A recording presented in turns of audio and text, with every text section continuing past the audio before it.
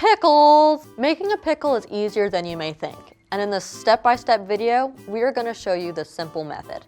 What is pickling? Simply put, pickling preserves foods by immersion in a vinegar brine or a saltwater brine to suppress microbes that cause food to rot. Depending on the method you use, the process can take a few hours, days, or even weeks to reach pickle perfection. Here are the 4 steps to make a pickle. 1. Pick your produce.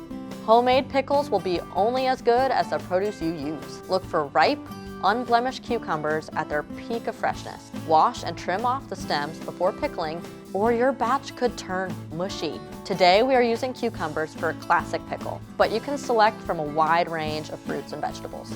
2. Prep the brine or vinegar. The pickle recipe you choose will tell you what kind of liquid to prepare for pickling. Here, we will bring to a boil distilled white vinegar, salt, and sugar.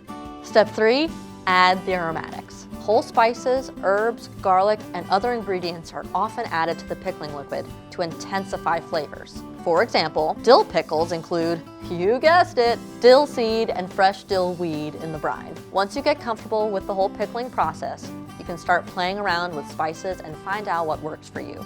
Step 4, put it all together. The final step is to combine all the elements and let nature do its thing. You can then preserve or keep your pickled foods for a few weeks in the fridge or for the long haul by canning them. Make sure to check out our FAQ in the link for everything you need to know about pickling. It's kind of a big deal.